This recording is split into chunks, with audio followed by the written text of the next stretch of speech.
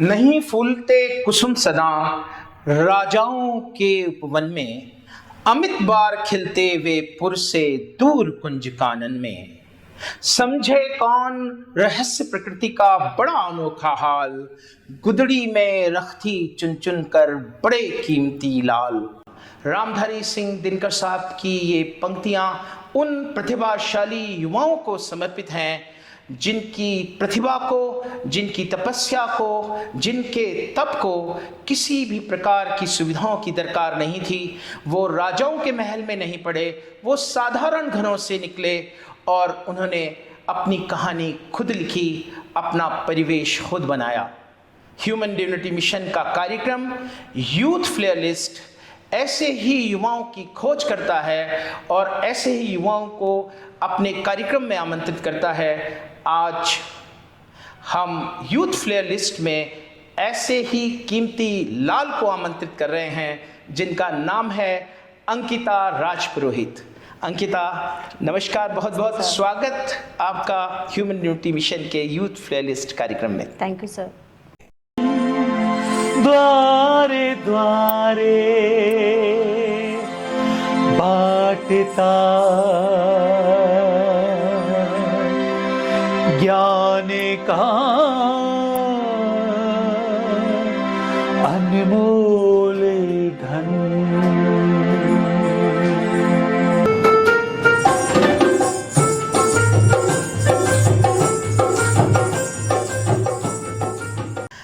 Ankita Rajasthan civil cadet की officer हैं, presently assistant director हैं वुमेन एम्पावरमेंट की, सुरही जिले की जिला स्तरीय अधिकारी हैं और एक प्रेरणा है आज की युवा वर्ग के लिए जो तैयारियां कर रहा है, कॉलेज में पढ़ रहा है। तो सबसे पहले उनके व्यक्तित्व को जानेंगे, उनके बचपन, उनकी कहानी को जानेंगे और फिर उनके काम को जानेंगे। तो अंकिता, सबसे पहले आपके बचपन को लेते हैं सर। तो कहाँ रहा बचपन, कैसा रहा, किस जगह रहा? जी सर, मेरा बर्थ प्लेस जो है पाली डिस्ट्रिक्ट के अंदर फालना टाउन है। पाली में फालना टाउन? जी जी, वहीं पर मेरा पूरा अपना जो बचपन है वो निकला है। गुड। मेरे पेरेंट्स जो हैं वो दोनों ही टीचर रहे।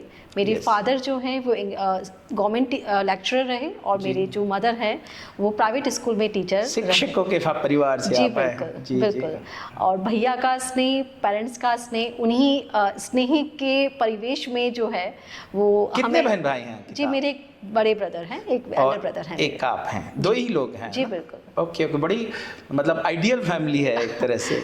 तो आपने बड़े भैया का स्पेशल नाम लिया, तो कुछ बात स्पेशल? जी बिल्कुल, वही जैसे भाई बहनों के अंदर होता है तो कभी प्यार तो कभी झगड़ा, वो तो हर एक का बचपन का एक अभिन्न अंग है। तो लेकिन हाँ, उनसे हमेशा एक साथ भी मिला और एक मोटिवेशन जो है वो भी हमेशा मिला, क्योंकि वो आगे बढ़ रहे थे, मेरा पथ प्रदर्शन कर रहे थे और मुझे बस फॉलो करने का ही काम था। तो इनफैक्ट बहुत छोटा सा फैमिली और उन सभी के प्यार के परिवेश में ही पूरा जो है रहा। मेरे भैया जो मतलब 8th है 10th है, उनमें जो मार्क्स उनको लेकर आते थे तो मेरा टारगेट रहता था इससे आगे लाना है। अच्छा, गुड गुड। खैर, बड़ा भाई अपने आप में एक आदर्श भी होता है छोटी बहन के लिए और बहुत सारा प्यार भी मिलता है उनसे, लेकिन कई लाभ भी लेते हैं बड़े भाई। बिल्कुल बिल्कुल लेते हैं। तो उसी तरीके का रहता था घर पर कि भैया को कुछ चीज मनवानी होती थी पेरेंट्स से तो भी आगे हमें कर दिया जाता था, छोटी गुड़िया को आगे कर देते थे। कि राइट चलो राइट, इसकी बात तो मान ली ये सब घरों में होता है। सही है राइट। इनकी मतलब डांट मुझ पे नहीं पड़ेगी, कोई गलत भी हुआ तो और काम हो जाएगा। वही। ये तो बड़ी खूबसूरत रिलेशन है भाई बहन का। और भाई यदि वो हमें सुन रहे हो तो हमें उन्हें भी नमस्कार है। तो कि जब आपने शुरुआत में ही उनको ही याद किया, कहाँ स्कूल का क्या नाम था, कहाँ स्कूलिंग हुई? जी सर, मेरी स्कूलिंग नोबल स्कूल से फालना में ही प्राइमरी एजुकेशन मेरा कंप्लीट हुआ। देन आफ्टर विद्यावाड़ी जो है मरुधर बालिका विद्यापीठ विद्यावाड़ी रानी के पास है, वहाँ से मैंने अपना पोस्ट ग्रेजुएशन कंप्लीट किया। देन आफ्टर पोस्ट ग्रेजुएशन के लिए मैंने जयपुर राजस्थान यूनिवर्सिटी से MA पॉलिटिकल साइंस में किया और वहीं पर रहते हुए मैंने अपना नेट स्लेट भी कंप्लीट किया और साथ ही कॉम्पिटिशन एग्जाम्स की प्रिपरेशन करी। राजस्थान एडमिनिस्ट्रेटिव सर्विसेज की भी तैयारी की। तो ये भी मैं आपको बता दूं कि अंकिता राजस्थान एडमिनिस्ट्रेटिव सर्विसेज की बड़ी अधिकारी हैं और बहुत सारे बच्चों की प्रेरणा स्रोत हैं। तो हम चलिए, मैं थोड़ी सी बातें और बचपन की आपकी जानना चाहता हूँ। कुछ टीचर जो याद रहे हों, कुछ मेंटर जिनसे आपको कुछ प्रेरणा मिली हो। बिल्कुल सर। सर पहली टीचर तो मेरी मदर ही रही। राइट। तो उनका तो अच्छा, वो दोनों प्रकार की टीचर थी, एज ए मदर भी और एज अ मदर भी, एज अ टीचर, दोनों ही रोल उन्होंने प्ले करा। उसके अलावा फादर का भी एजुकेशन के प्रति बहुत ज़्यादा थोड़ा सा था कि अच्छे मार्क्स गेन करने हैं, अच्छा आगे बढ़ना है, हर तरीके से उनका मोटिवेशन रहता था। मेरा जो कॉन्फिडेंस लेवल है उसको बढ़ाने में उनका बहुत बड़ा रोल था। बिकॉज विद्यावाड़ी में जब न्यूज़ रीडिंग की जाती थी तो पापा मुझे लिख करके दे देते थे कि वहाँ जाकर प्रेयर में न्यूज़ पढ़नी है। तो वो 6 to लेकर 12 तक मेरी ही ड्यूटी रही, क्योंकि वो पेरेंट पापा पूरा तैयार करके दे देते थे। मुझे जस्ट वहाँ प्रेजेंट करना रहता था। तो वो एक उनमें जो था हमेशा लीडरशिप को बढ़ाने की क्वालिटी हो, चाहे वो चीज़ मैंने बचपन से दोनों पापा और मदर से देखा। देन आफ्टर अगर टीचर्स की बात करें तो नॉर्मल स्कूल में जो मेरा प्राइमरी एजुकेशन जहाँ पर हुई थी वहाँ पर जीजू जिनको हम बुलाते थे, उनका बहुत स्नेह और बहुत प्यार रहा। फिर विद्यावाड़ी में सुभद्रा बहन जी, जिनको हम बहुत बड़े थे, बहन जी ही बोलते थे। और उनका मतलब उनका भी स्नेह तो है ही, मार्गदर्शन भी है, और हर तरीके से उन्होंने मुझे आगे बढ़ाने में उनका भी बहुत सपोर्ट रहा। तो ये टीचर्स और हमारी फैमिली मेंबर्स थे जिनका पूरा मोटिवेशन जो है रहा। राइट। आगे बढ़ने की जहाँ तक बात है तो मुझे याद है कि जब मेरे 10th क्लास का था रिजल्ट आने वाला, तो पापा का ये कहना था कि बेटा मेरी इच्छा है 9 का आंकड़ा आ जाए। ओके, यू नो कि नो मतलब फर्स्ट सेकंड डिजिट 90% अबव आ जाए। तो मैं भगवान से बस ये प्रेयर करती थी, 90 आ जाए, बस 9 का आंकड़ा आना चाहिए, 9 डिजिट आनी चाहिए। और just because of the blessings of God मेरा जो परसेंटेज थे वो 90.67 आए। ओके, यानी आपने उसे टच किया। उसको टच करा। तो वही था हमेशा कि उनका जो ड्रीम है, उन्होंने जो मेरे लिए बना रखा है, उनका जो लक्ष्य बना रखा है, बस उसको अचीव करना है। एंड राजस्थान एडमिनिस्ट्रेटिव सर्विस की जो चाह थी वो तो बचपन से ही थी। वो एक बत्ती वाली गाड़ी वो जब निकलती थी और फिर जो लगता था कि एक ऑफिसर ये कर सकता है, जो हम बचपन में हमने जो देखा वो वही था कि एक ऑफिसर होते हैं, वो कुछ ऐसा ऐसा काम कर सकते हैं। फिर थोड़ा बड़े हुए फिर लगने लगा कि सोसाइटी के लिए बहुत कुछ इस सर्विस में रहते हुए किया जा सकता है। तो ये फिर एडमिनिस्ट्रेटिव सर्विस मतलब एग्जैक्टली आपने सोचा तो बहुत पहले एडमिनिस्ट्रेटिव सर्विसेज के लिए, लेकिन एग्जैक्ट कौन सी क्लास के बाद वो तैयारी शुरू की सर? कब से शुरू किया और जब से सोचा उसमें कितने साल लगे अचीव करने में? सर जहाँ तक सोचने की बात है तो 10th के बाद जब सब्जेक्ट चूज करना था तो उस समय सब्जेक्ट लिए जाते थे। जैसे आजकल जो पैटर्न चेंज हो चुका है, बट पहले सब्जेक्ट लिया जाता था कि उसी बेसिस पर first paper and second paper हो जाता था। तो मैंने आर्ट्स को ऑप्ट किया था बिकॉज सबसे ज़्यादा परसेंटेज जो है आर्ट्स बैकग्राउंड वाले बच्चे जो है सिविल सर्विस में सेलेक्ट हो रहे थे। तो मैंने आर्ट्स को पहले तो वो मेंटालिटी जो प्रिपरेशन थी वो 11th से स्टार्ट हो गई थी। इवन बुक्स भी हम जब लाइब्रेरी में जाते थे तो हमारी जो 11th 12th की जो बुक्स रहती थी स्कूल बुक्स, उनके अलावा भी लाइब्रेरी में जो अच्छी बुक्स होती थी उनको पढ़ते थे, क्योंकि हमारा ध्यान वो रहता था कि नोट्स मेरे एग्जाम में काम आएंगे, आरएस के एग्जाम में काम आएंगे। तो वो 11th से मेंटली हम प्रिपेयर थे। एंड ग्रेजुएशन तक आते आते थोड़ा और बेस अच्छा किया। एंड पोस्ट ग्रेजुएशन तो बिल्कुल मेंटली प्रिपेयर हो चुके थे कि हमें करना इसी सर्विस में ही है, इसके लिए करना है। तो जैसे एक भ्रांति सी होती है कि इतने घंटे पढ़ाई करेंगे, इतना ऐसा करेंगे, 24 घंटे पढ़ेंगे, 21 घंटे, उस तरह का कुछ था? नहीं सर, मेरा जहाँ तक पर्सनली मानना है कि घंटे मैटर नहीं करते। हम अटेंटिव होकर के कितना टाइम दे पा रहे हैं, पॉजिटिवली कितना पढ़ पा रहे हैं, वो मैटर करता है। इम्पोर्टेंट है ना कि 20 घंटे पढ़ रहे हैं, नींद गवा रहे हैं और एक पर्सनली कुछ समझ नहीं आ रहा है फिर भी बैठे हैं, फिर भी पढ़ रहे हैं क्योंकि पढ़ना है। एक आज इतना समय निकल जाने के बाद, क्योंकि आज मैं सर्विस में भी हूँ, लेकिन इसलिए मैं एक बात और बोलूँगी कि ड्रीम भी बनाइए। पढ़ाई भी कीजिए, लेकिन जिंदगी को जीना भी जीना चाहिए। भी जरूरी है, राइट, क्योंकि राइट। कईयों बार ऐसा होता बड़ी है खूबसूरत बात है ये। कि हम बुक्स में इतना खो जाते हैं, हमें अपने गोल्स में इतना ज्यादा यानी आपको लगता है मिस किया आपने कुछ, मिस बहुत करा। कुछ। Right, right. क्योंकि आज भी जब याद करते हैं कि जब इंटरवल होती थी विद्यावाड़ी में, तो मेरी फ्रेंड्स झूला झूलने चली जाती थी और मैं वहाँ भी बुक्स ही पढ़ने टटोल में रही लग होती जाते थी। थे। तो मेरी टीचर्स बहुत खुश होते रहते थे मुझसे कि यार अंकिता बहुत अच्छी है, ओबीडियंट है। बट आज लगता है कि कुछ शैतानी की जानी चाहिए थी, की करनी चाहिए थी उस वक्त, क्योंकि राइट। आज जब मेरे हस्बैंड से मेरी जब बात होती है तो वो जब बताते हैं कि बचपन में उन्होंने इतनी सारी शरारतें करी, तो फिर लगता है कि मैंने मिस कर दिया। कुछ शरारत तो आपने बनती कुछ थी। गोल को बहुत ज्यादा पहले ले लिया अपने दिमाग में। कुछ शरारत करनी बनती थी, कुछ शरारतें भी होनी जरूरी है, राइट, राइट। कुछ शैतानियां भी होनी जरूरी है। क्योंकि सब बोलते क्लास बंक करी हमने, हमने तो कभी क्लास बंक ही नहीं करी। और अब आप अफसर बन गए, अब शैतानी कर भी नहीं सकते। तो इसीलिए मैंने लेकिन बोला। अंकिता, मुझे ना स्पेसिफिकली कुछ 2-3 टिप्स उन बच्चों के लिए दे सकते हो जो तैयारी कर रहे हैं आरएएस की, आईएएस की? किसी भी एग्ज़ाम की अगर कोई प्रिपरेशन कर रहा है तो सबसे पहले तो वही कि हम अपना पहले ड्रीम क्लियर रखें कि मुझे बनना क्या है। राइट। कईयों बार ऐसा रहता है कि हमें खुद को ही पता नहीं होता कि हम बनना क्या चाहते हैं, क्यों बनना चाहते हैं। अगर हम उसी एरिया में अगर वर्क कर रहे होते हैं तो हम बहुत कंफर्टेबल फील करते हैं। तो पहला तो हम अपना ड्रीम क्लियर रखें, करिए। देन आफ्टर उसकी प्रिपरेशन के लिए हम गाइडेंस, प्रॉपर गाइडेंस रखें। बुक्स वगैरह हम अच्छे से रखें, नोट्स अच्छे से रखें।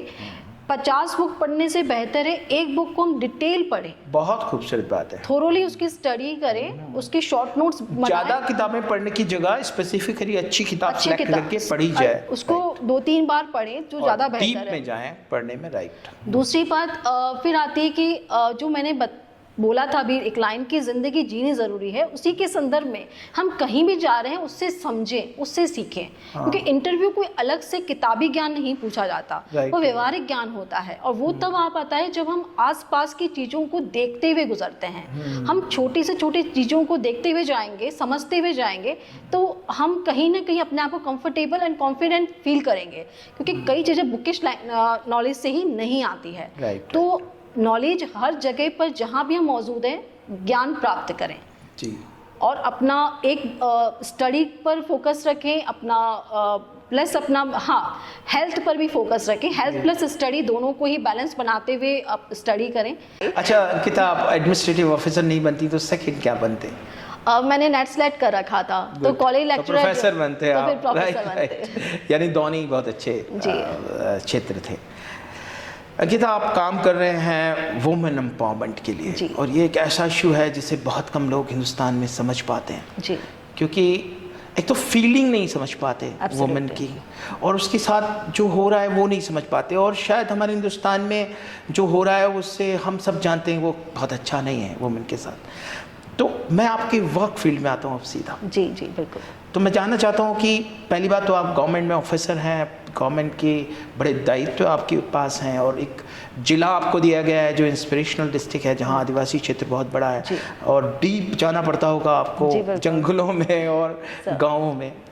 तो ये क्या ड्यूटीज़ क्या हैं मुख्य आपकी? महिला अधिकारिता विभाग जिसको भी मैं देख रही हूँ, तो मेन जो उसका वर्क रहता है, अगर उसको हम डिवाइड कर लूँ मैं 3 सेक्टर्स में, 3 एरियाज़ में। सबसे पहला बर्थ टाइम, सेकंड उसका जो टीन एज का टाइम है जिसमें उसका एजुकेशन भी है, प्लस उसकी higher education, skill development, plus उसका मैरिज वाला, एंड थर्ड हम देखें कि वो एम्पावर हो रही है, इकोनॉमिकली सेल्फ डिपेंडेंट बन रही है उस पर्पज से। तो मैं 3 एरियाज पर बात करना चाहूँगी जो हमारा डिपार्टमेंट पर्टिकुलरली कर रहा है। जैसे फर्स्ट ऑफ ऑल अगर हम देखें तो बेटी के जन्म से जो डिपार्टमेंट का एक्टिविटी स्टार्ट हो जाती है, जो हमारी लाड़ो प्रोत्साहन योजना है, जिसके अंतर्गत सरकार के द्वारा बच्चों को जो है जन्म के साथ ही जो आर्थिक प्रोत्साहन दिया जाना स्टार्ट होता है।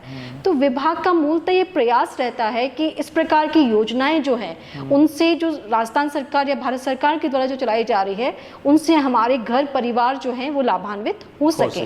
क्योंकि देखिए जो सरकार की योजना बड़ी खूबसूरत होती हैं, बड़े इंटेलिजेंट लोग उन्हें प्लान करते हैं और जो पैसा भी है वो भी हमारी गवर्नमेंट देती है और उसे आप इम्प्लीमेंट करते हैं बहुत खूबसूरती से। मैं उससे थोड़ा सा इतर हट के पूछना चाहता था, आखिर ये गर्ल्स चाइल्ड का डिस्क्रिमिनेशन होता क्या है आपके निगाह से? Sir, girl child discrimination regarding, क्योंकि मुझे सिरोही में काम करते हुए काफ़ी वक्त बीत गया है और इस जॉब में आने के बाद मैंने पर्टिकुलरली काफ़ी लोगों से इंटरेक्शन भी हुआ, मैंने विलेजेस में भी विजिट करा, इवन हमने एक छोटा सा ग्रुप सर्वे भी करवाया। उनसे जो बातें आपने अपने लेवल पर करवाया? अपने लेवल पर करवाया। सर, मैं जानना चाहती थी कि वास्तविकता में क्या डिस्क्रिमिनेशन होता है, क्योंकि हम भी पहले ये मानते थे कि ऐसा नहीं होता।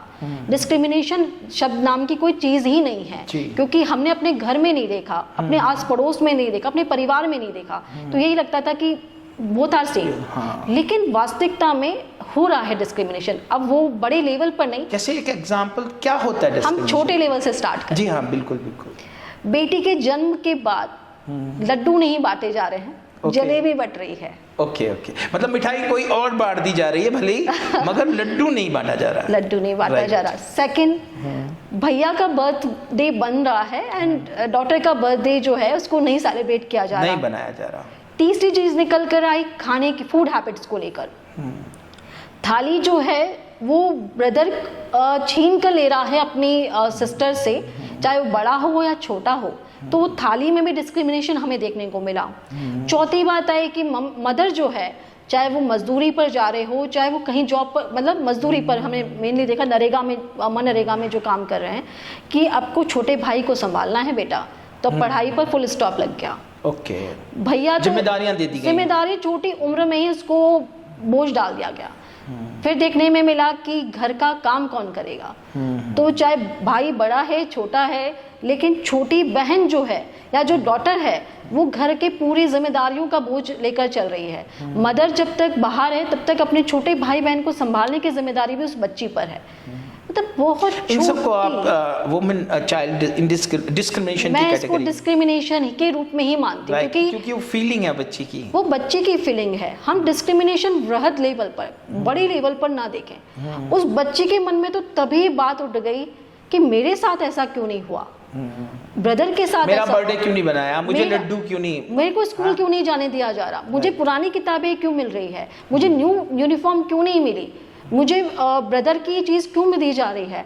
ये छोटी छोटी बातें उसके मन में, या फिर घर का काम उसे ही क्यों करना है, ब्रदर को क्यों नहीं करना। तो ये छोटी छोटी बातें उसके मन में इस प्रकार से आने लग जाएगी कि उसको लगेगा कि मेरा तो कोई रोल ही नहीं है, मेरा तो कोई गोल हो ही नहीं सकता, मेरा तो कोई लक्ष्य बनाने का मतलब ही नहीं, क्योंकि मेरा लाइफ का गोल तो एक ही है, किचन में काम करना, या रिस्पॉन्सिबिलिटीज को निभाना। पहले भी सीख लेना है, बाद में शादी के बाद वही करना है। और छोटी उम्र से उसके एक मन में एक बात आ जाती है कि मुझे तो शादी, मैं पराया धन हूँ और मुझे शादी करके कहीं और जाना है। अंकिता, एक बड़ी अजीब सी बात मुझे महसूस हो रही है जब आपसे ये सुन रहा हूँ।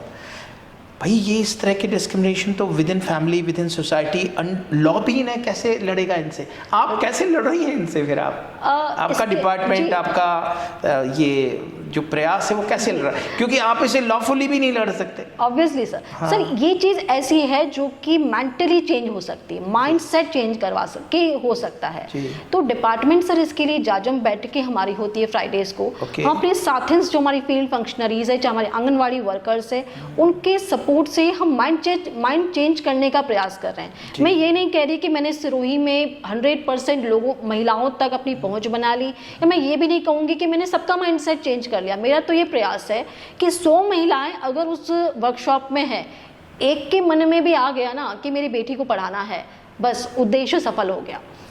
मतलब कहने का आशय है कि हम अवेयरनेस प्रोग्राम करते हैं, हम छोटे छोटे एक्टिविटीज़ करते हैं। फॉर एग्जांपल हम बेटी जन्मोत्सव मनाते हैं, हमारी साथियों बहनों आंगनवाड़ियों की मदद से हम हर महीने उस ग्राम पंचायत में जितनी बेटियों का बर्थ हुआ है तो चाहे वो मिठाई बांटेंगी, चाहे चॉकलेट्स बांटेंगे, उनके पेरेंट्स को हम कलेक्टर जैसे अपने के सपोर्ट से हम बधाई संदेश हमने छपवाए हैं, जिसमें कलेक्टर मैम का भी सिग्नेचर रहता है, मेरा भी सिग्नेचर रहता है। उनके बधाई संदेश उन परिवारों तक पहुंचाते हैं कि आपको बधाई हो, आपके घर पे कन्या लक्ष्मी ने जन्म लिया है। राइट। और साथ ही हम उसके बच्चियों के संबंध में जो स्कीम्स हैं उनको भी पीछे हमने छपवा कर दिया है, ताकि उनको ध्यान रहे कि आपकी बच्ची आई है, साथ में इन योजनाओं को भी साथ लेकर आई है, जिससे भी आप उनको जोड़ सकते हैं और लाभ उठा सकते हैं, ताकि कुछ न मेंटालिटी चेंज करने की रिक्वायरमेंट है, ज़रूरत है। दूसरा हम ये भी प्रयास करते हैं सास बहू सम्मेलन करना, एटलीस्ट वो भी बहुत ज़रूरी है कि mother in law and daughter in law के बीच में कोऑर्डिनेशन रहे। तो उसके रिगार्डिंग में डिपार्टमेंट प्रयास करता है कि कहीं ना कहीं एक घर में एक माँ का, एक मदर का रोल सबसे मेन होता है। इधर she is mother in law और कोई डॉटर इन लॉ हो, एक लेडी का वो जो रोल होता है वो सबसे मेन रहता है। तो मेरा ये मानना है कि अगर वहाँ से मेंटलिटी में चेंज आने लग जाए ना, तो उस परिवार में बदलाव मतलब सासू जी को सुधारने की कोशिश है या बहू जी को समझाने की कोशिश है? दोनों को साथ बिठाते हो आप? दोनों को साथ बिठाकर एटलीस्ट प्रयास है कि बेटी को पढ़ाना जरूरी है। बेटी को भी आपको जो है शिक्षित करना आवश्यक है, उसके मन में कोई डिस्क्रिमिनेशन ना रहे, ये बात जगाना जरूरी है। तो इसके बाद सर डिपार्टमेंट का ये प्रयास रहता है कि जैसे हमारे विभाग की योजना है शिक्षा सेतु योजना, शिक्षा सेतु के माध्यम से हम 10th एंड 12th की जो गर्ल्स रहती हैं, महिलाएं, कोई भी पढ़ाई की कोई उम्र नहीं होती, तो उनको ओपन के फॉर्म फ्री ऑफ कॉस्ट भरवाते हैं सर। इसके अलावा जो है कंप्यूटर जो कि आज की ज़रूरत है, तो RSCIT हो गया, RSCFA कोर्स हो गया, या इंग्लिश स्पोकन क्लासेस हो गई, तो बच्चियों के लिए, महिलाओं के लिए विभाग फ्री ऑफ कॉस्ट अवेलेबल करवाता है सर। साथ ही ग्रुप मैरिज को भी डिपार्टमेंट प्रोत्साहित करता है। इसके लिए हम सामूहिक विवाह को सर, इसके लिए हम यहाँ के सिरोही के जो NGOs रहते हैं सर, उनके लिए साथ पर्टिकुलर मीटिंग्स करते हैं। अलग अलग कास्ट के जो एक ग्रुप्स बने होते हैं उनके साथ मीटिंग्स रहती है। कहीं ना कहीं ग्रुप मैरिज को प्रोत्साहित करने की जरूरत है। रीजन है सर, क्योंकि शादी में जो खर्चा होता है अब वह होता है, तो उससे बेटर है एक ही छत के नीचे अगर शादी होगी तो काफी खर्चा बच जाएगा, नहीं बचता है। इसको तो काफी इसमें लोग प्रयास भी कर रहे हैं। आप लोग का विभागीय ये है? बिल्कुल सर, सामूहिक विवाह योजना विभाग की योजना है सर। इसमें प्रति जोड़ा 25,000 रुपए अनुदान जो है वो देने की प्रथा है, अपने योजना है सर इसमें। साथ ही डिपार्टमेंट सर्वजातीय सामूहिक विवाह को भी प्रोत्साहित करता है सर। इसमें 10 लाख रुपए तक की राशि संबंधित संस्था को जो है प्रदान की जाती है यदि वो सर्व जातीय सामूहिक विवाह करवाता है। मतलब कि उसमें सभी जाति के, सर्व जातीय सर्वधर्म, उन दोनों का अगर कॉम्बिनेशन करवाते हुए ग्रुप मैरिज की जाती है, तो 10 लाख रुपए आप उस संस्था को देते हैं, ताकि एक समाज में वैमनस्य ना रहे, एक समरसता का माहौल रहे। तो विभाग उसके लिए प्रयास रहता है। बड़ी सोच है ये, बड़ी सोच। अंकिता, इसमें मैं जस्ट आपसे ये जानना चाह रहा था कि जैसे ये तो किसी चाइल्ड के साथ कोई डिस्क्रिमिनेशन हो रहा है जी, और उसकी बाय द वे सूचना आप तक पहुंचती है, या आपको लोग जानने लगे अब जिले में कि अंकिता देखती हैं वुमेन एम्पावरमेंट, और आपके पास एक फ़ोन आता है कि इस बच्ची के साथ ये जाति हो रही है किसी भी तरह की, तो उसमें आप किस तरह से एक्ट करते हैं? सर ऑब्वियस है कि इसमें अगर हमारे पास सूचना आ गई तो PCPNDT सेल्स CMHO ऑफिस में अलग से बनी होती है सर। तो उनको हम तुरंत ही इन्फॉर्म करेंगे, ताकि वो सच में उसका, क्योंकि सोनोग्राफी मशीन्स जो रहती हैं सर उसमें वो आइडेंटिफिकेशन हो जाता है। यदि उसको किसी भी तरह से मतलब सेक्स डिटर्मिनेशन में यूज़ किया गया है उस पर्टिकुलर मशीन को, तो उसमें रिकॉर्ड रहता है सर। तो वो PCPNDT सेल के माध्यम से उसकी जाँच की जा सकती है। तो CMHO ऑफिस को हम सूचना कर सकते हैं सर। इसके अलावा एडमिनिस्ट्रेशन को भी इसको सूचना होना आवश्यक है। साथ ही अगर कहीं लॉ ऑर्डर की कहीं समस्या न रही तो संबंधित हम पुलिस का सपोर्ट, मतलब एक नेटवर्क आपका पूरे जिले में काम तरीके से अपन, और वो तुरंत एक्टिव हो जाता है। बिल्कुल सर, बिल्कुल। ओके।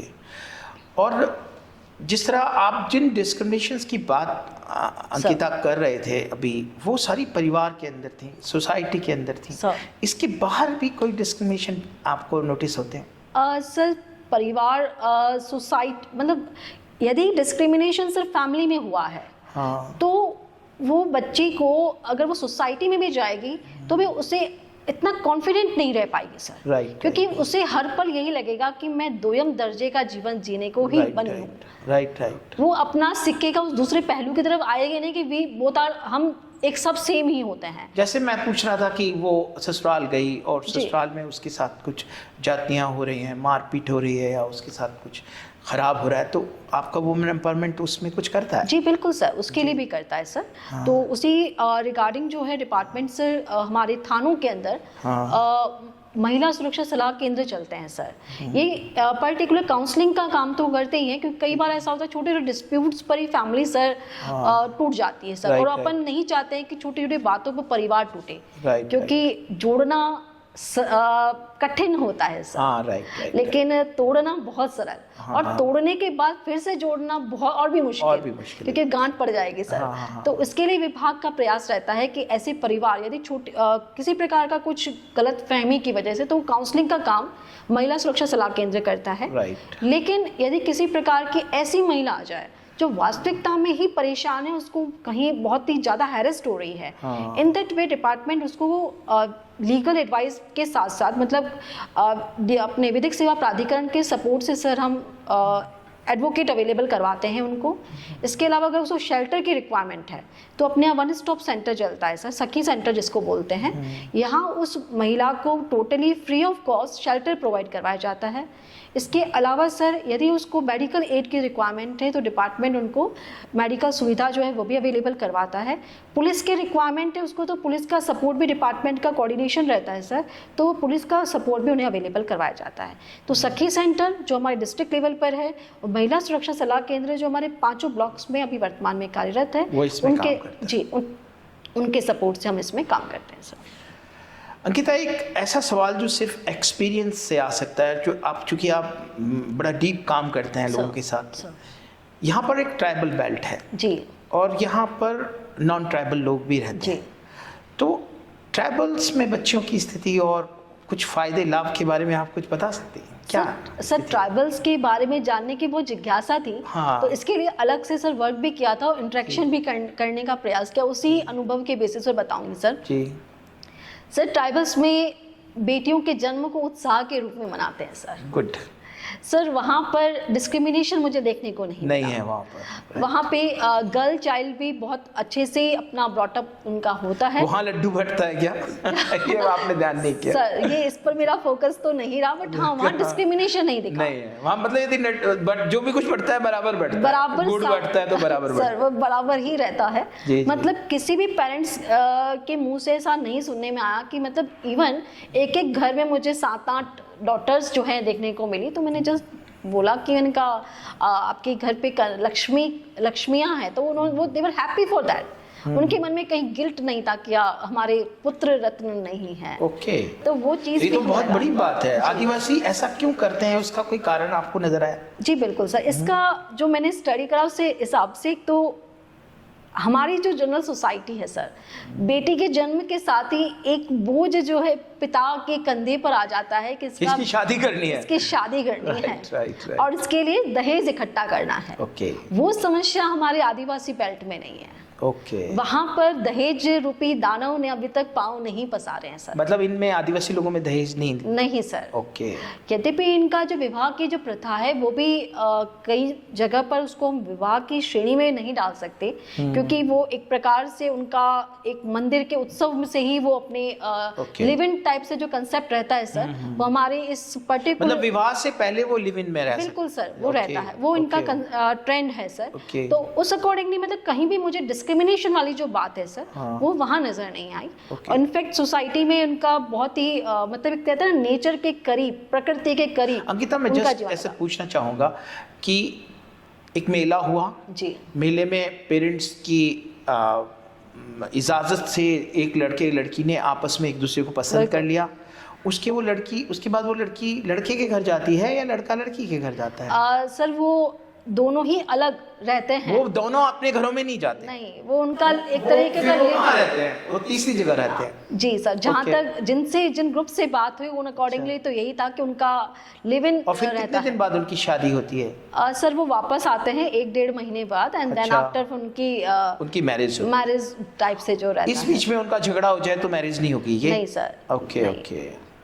तो ये तो एक बहुत ही, ये तो स्टडी ऐसी है जिस पर आप किताब लिखे बड़ी, ये तो सच में लोगों को इस ट्रेडिशन का पता नहीं है। आजकल तो जो लिव इन है उस पर बड़ा शोर है कि भाई ये लिव इन नहीं होना चाहिए, लेकिन आदिवासियों में ये चॉइस दी जाती है लड़के और लड़की को। बिल्कुल सर। सर Yes, अभी नेशनल वीमेन कमीशन, ये बहुत इंटरेस्टिंग है, ये तो बहुत इंटरेस्टिंग सब्जेक्ट है। सर अभी नेशनल वीमेन कमीशन अपने सिरोया आए थे, हाँ। और लास्ट वीक उन्होंने जोधपुर मीटिंग ली थी सर। उनका था कि प्री मैरिज काउंसलिंग का एक कंसेप्ट नेशनल वीमेन कमीशन लेकर आ रहा है। Okay okay. जहां पर कि मतलब जो अपना दोनों ही पार्टनर्स जो हैं एक तरीके अपने आप को जानेंगे, एक दूसरे को जानेंगे। बिकॉज सर आज हम देखते हैं न्यूज़पेपर खोलें या फिर सोशल मीडिया खोलें, डिवोर्स के केसेस इतने ज्यादा बढ़ते जा रहे हैं। सर लगता है कि परिवार रूपी संस्था पर विश्वास उठता जा रहा है कि वास्तविकता में परिवार भी कोई संस्था थी। ये हो सकता है कि हम वेस्टर्न कल्चर की तरफ बढ़ते जा रहे हैं सर।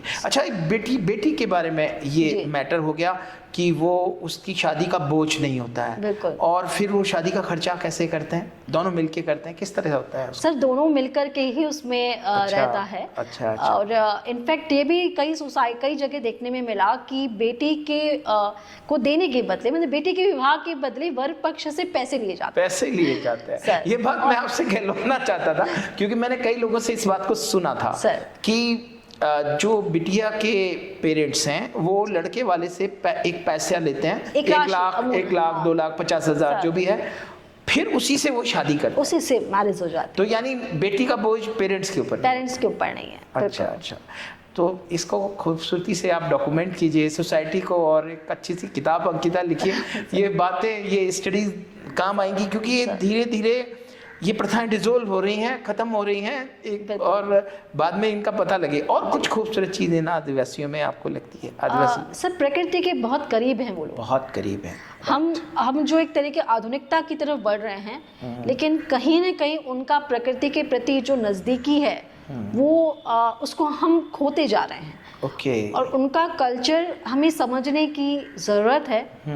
और यानी उनकी खूबसूरत चीजें हम अपनी सोसाइटीज में ला सकते हैं। बिल्कुल सर, बिल्कुल। हमने सर प्रयास किए, जैसे मैंने तीसरा जो स्तर बताया था जिस पे डिपार्टमेंट काम कर रहा है, महिलाओं को आर्थिक रूप से सशक्तिकरण बनाने के लिए सर। तो इसके लिए हमने कुछ भामाशाओं का भी सहयोग लिया है सर, NGOs का भी सपोर्ट लिया है, कुछ CSR के थ्रू भी कुछ हमें सपोर्ट मिल रहा है सर। हम प्रयास कर रहे हैं सर कि हमारी महिलाएं जो हैं वो आर्थिक रूप से स्वावलंबी बने। तो इसके लिए भी हमने कुछ हमारी साथिन बहनों का सपोर्ट लिया था कि वास्तविकता में महिलाएं सीखना क्या चाहती है। हम उन पर थोपेंगे तो मतलब नहीं रहेगा। तो उसके लिए स्टडी में most probably sir tribal areas में देखें तो या कहीं भी देखें, टेलरिंग जॉब ऐसा था जो हर महिला का अपना सिरोई में पसंदीदा जॉब रहा, क्योंकि वो घर में रह के भी कर सकते हैं। तो उसके लिए हमने सर हमारा प्रयास जो है डिपार्टमेंट का यही रहा कि हम महिलाओं को टेलरिंग जॉब की तरफ जो है वो आगे बढ़ाएं। तो उसमें सर हमने JK लक्ष्मी सीमेंट है या कुछ और दूसरे हमारे NGOs, एजुकेट गर्ल्स वगैरह का भी हमें सपोर्ट लिया हमने। उनके सपोर्ट से हमने पहले तो आइडेंटिफाइड करा उन टीम को, ट्रेनर को आइडेंटिफाइड करा और उनको सिखाया कि कैसे किया जा सकता है, टेलरिंग कैसे किया जा सकता है। तो इस प्रकार से उनकी सिलाई प्रशिक्षण का काम करवाने का काम डिपार्टमेंट के द्वारा अलग से किया गया। विभाग की सर एक योजना भी है, मुख्यमंत्री नारी शक्ति उद्यम प्रोत्साहन योजना, जिसमें डिपार्टमेंट जो है लेडीज़ को लोन प्रोवाइड करवाता है। तो हमारा प्रयास ये रहा कि अब महिलाओं को ज़रूरत है आर्थिक रूप से स्वावलंबी बनने की। बिकॉज इकोनॉमिकली अगर वो सेल्फ डिपेंडेंट, वही सबसे बड़ी ताकत है, वो उसकी ताकत होगी। बिकॉज डिसीजन मेकिंग पावर कहीं ना कहीं इकोनॉमिकली सेल्फ डिपेंडेंट विमेन में आ सकती है सर। हमने हमारी साथिन बहनों से सर पूछते भी हैं कि आपको जो छोटा अमाउंट भी है, लेकिन वास्तविकता में, क्योंकि हर मीटिंग में हम उनसे एक बार जरूर से डिस्कस करते हैं इनफॉर्मल वे में, ताकि लगे कि वास्तव में पैसा ही कहाँ यूज करते हैं। राइट। तो सर जाना कि उनको बहुत एक तरीके दे आर मतलब यू नो कि एक ऐसा फील होता है कि वो उसको चाहे तो अपने घर में इस्तेमाल करें, चाहे अपने हस्बैंड को दें, चाहे अपने बच्चों के लिए यूज़ करें, बट वो खुश हैं कि कम से कम ये पैसा मैंने कमाया है। तो ये भावना हम चाहते हैं कि हमारी जिले की समस्त महिलाओं में आए।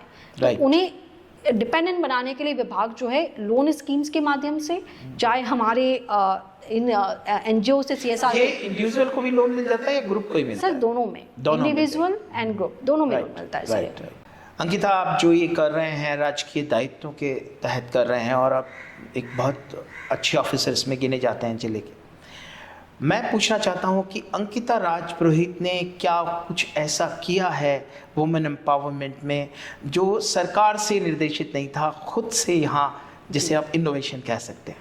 जी बिल्कुल सर। जो पहले स्टडी करा उसके बिहाफ पर इसमें कुछ नवाचार विभाग के द्वारा जो है वो किए गए, और इसमें सर एक प्रयास था एक पौधा सुपोषित बेटी के नाम।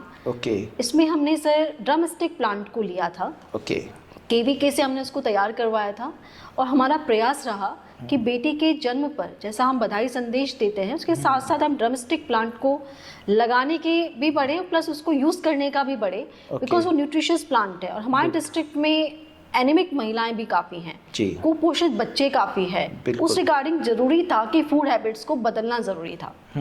दूसरा सर विभाग का एक और प्रयास रहा कि प्राय देखने में आता है कि महिलाएं घर में सबसे लास्ट में खाना खाती हैं, तो उनकी जो थाली होती है वो सतरंगी नहीं रहती, उसमें सिर्फ चपाती ही रहती है, बिकॉज सब्जी तब तक खत्म हो जाया करती है, जो ग्रामीण परिवेश में देखने को मिला। तो सर इसके लिए उनको ये समझाया गया कि एटलीस्ट उनका भी खाना ज़रूरी है, क्योंकि वो परिवार की जो है एक प्रकार की नींव है। अगर वो स्वस्थ रहेंगी तभी अपने परिवार को, अपने हस्बैंड को, अपने बच्चों को अच्छे से केयर कर पाएंगी। तो ये भी इस रिगार्डिंग भी डिपार्टमेंट के द्वारा जो मैंने सास बहू सम्मेलन या सास बहू टाइप से जो प्रोग्राम्स कहा है, उसमें भी मेन फोकस ये था। इसके अलावा हम काउंसलिंग जो है हस्बैंड और वाइफ का इस रिगार्डिंग भी करते हैं कि दोनों को एक दूसरे, because both are wheels of the cycle. एक साइकिल के दो पहियों की गाड़ी है ना, उसी के प्रकार से परिवार की गाड़ी को चलाने के लिए दोनों की ज़रूरत है। तो बेहतर है कि दोनों में सहयोग रहे, समन्वय रहे, इसके लिए भी विभाग जो है प्रयास करता है। तीसरा जो है हेल्थ इश्यूज़ पर हमने प्रयास किया सर। अपने यहाँ पे भी हार्ट डिजीज़ हो चाहे सर्वाइकल कैंसर हो, इसके रिगार्डिंग इतनी अवेयरनेस नहीं है। मेंटल डिस्ट्रेस, मेंटली जो डिप्रेशन की बात करें सर, वो भी एक बहुत बड़ी समस्या उभर कर आई थी।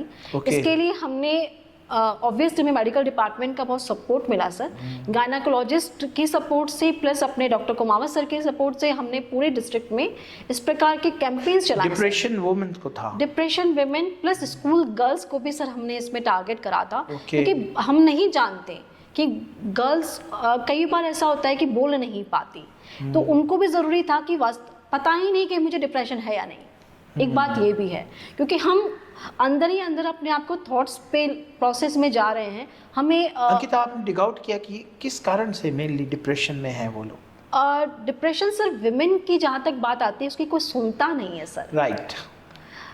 तो वो कुछ कहना चाहती है, वो कुछ बताना चाहती है, वो कहना चाहती है, वो कुछ बताना चाहती है, लेकिन दिक्कत ये कि वो बताए किसको?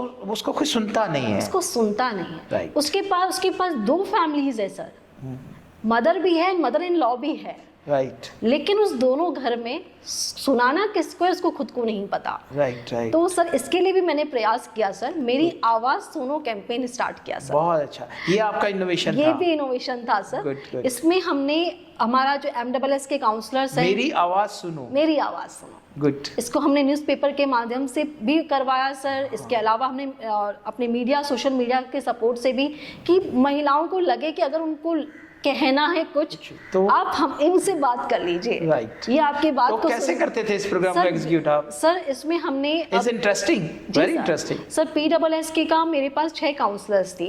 इसके अलावा MSS ये एम्प्लॉयड थी आप? ये एम्प्लॉयड हैं सर। तो इनके पास जो है अवेयरनेस का ही प्रोग्राम्स में हम करवाते हैं सर। तो उनमें से एक को मैंने पर्टिकुलरली एक फोन के पास बिठा दिया था। राइट। कि देखते हैं कितना। स्टार्टिंग में सर ऑब्वियस हमारा डिस्ट्रिक्ट इतना ज़्यादा अवेयर नहीं है, इतना ज़्यादा नहीं रहा था, लेकिन फिर भी चाहे मैं तो कह रही हूँ कि सप्ताह में 2 कॉल्स भी आए, बट किसी ने तो बात करी, किसी ने तो बात करी, हाँ, अपने मन की बात करी, कोई तो पहुंचा। बिकॉज सर सुसाइड केसेस जो होते हैं हम उस पर भी स्टडी करें, रीजन आएगा वही कि उसकी बात नहीं सुनी गई। राइट।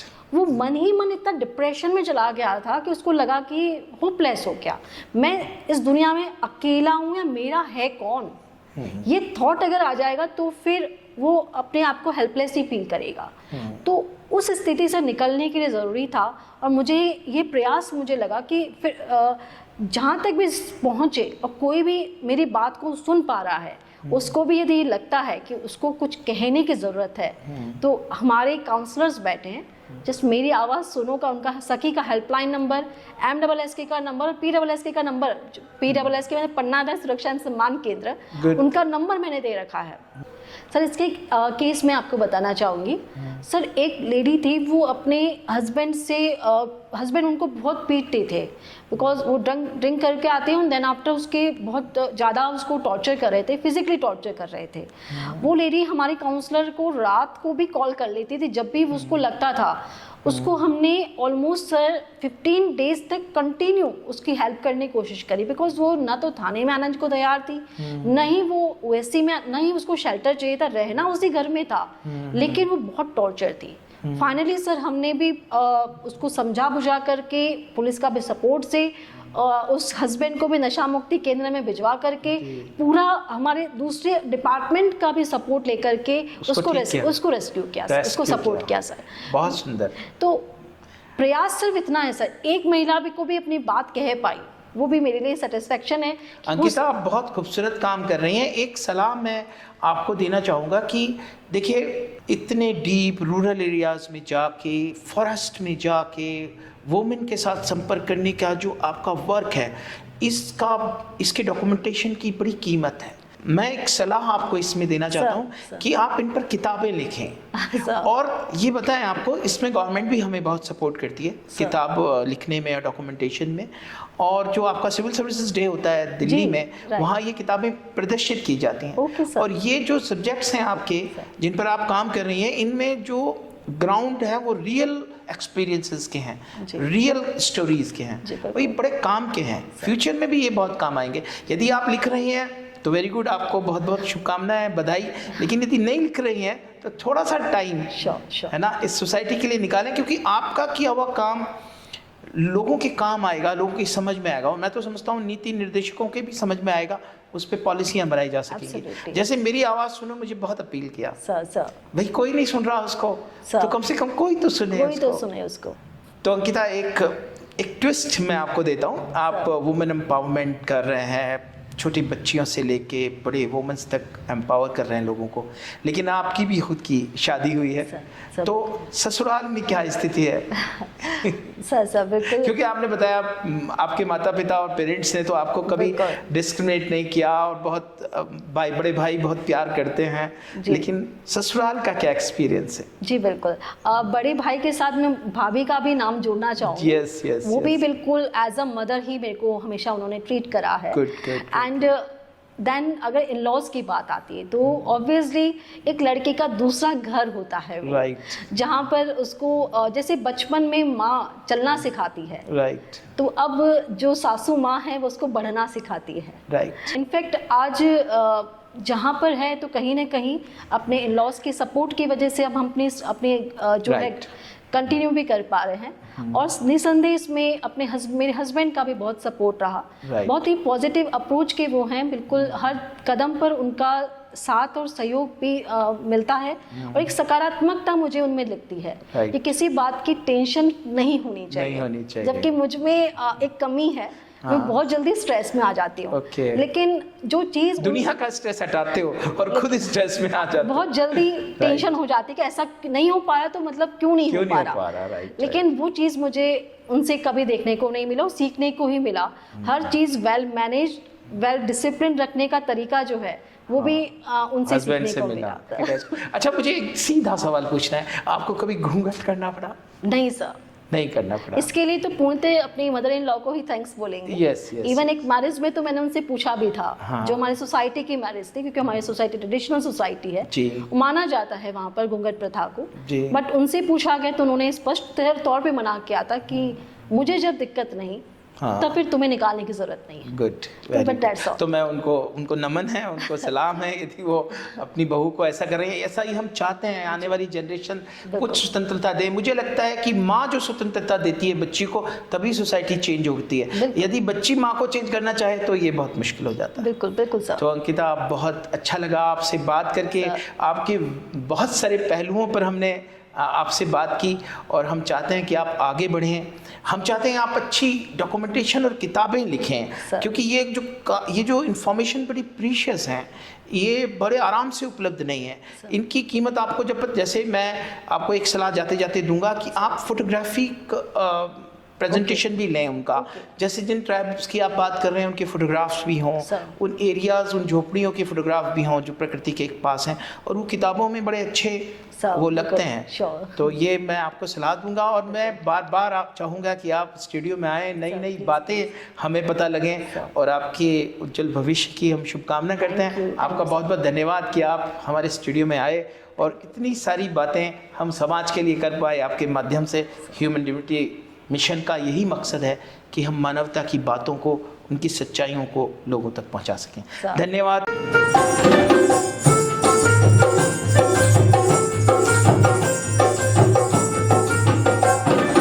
अपनी अपनी गांठता दादागिरी छांटता, अपनी अपनी गांठता दादागिरी छांटता। दुनिया तुझ में क्यों ढले, तेरी मर्जी क्यों चले, दुनिया तुझ में क्यों ढले, तेरी मर्जी क्यों चले। बनना है तो नीर बन, सब में घोर आगे छन। बनना है तो नीर बन, सब में घोर आगे छन। फकीर तन फकीर मन, प्रेम भरे दो नयन। फकीर तन फकीर मन, प्रेम भरे दो नयन। द्वारे द्वारे बांटता, द्वारे द्वारे बांटता, ज्ञान का अनमोल धन, ज्ञान का अनमोल धन, ज्ञान का अनमोल धन। क्या आप युवा हैं, अपने सपनों को सजाना चाहते हैं, हुनर को दमकाना चाहते हैं, दुनिया में कुछ करके दिखाना चाहते हैं, तो आइए ह्यूमन डिग्निटी मिशन से जुड़िए, HDM के फेलो बनिए। द्वारे द्वारे बांटता, ज्ञान का अनमोल धन। HDM फेलो प्रोग्राम से जुड़ने के लिए HDM पोर्टल पर आइए, HDM फेलो प्रोग्राम पेज खोलिए, एंट्रीज भरिए और सबमिट करिए। ह्यूमन डिग्निटी मिशन युवाओं के लिए एक एजुकेशनल प्रोग्राम है जिसकी कोई फीस नहीं है, कोई शुल्क नहीं है।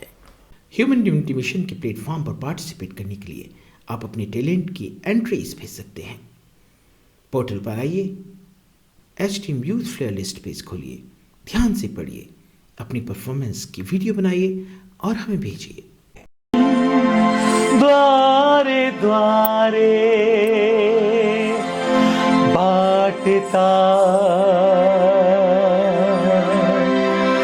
ज्ञान का अनमोल धन।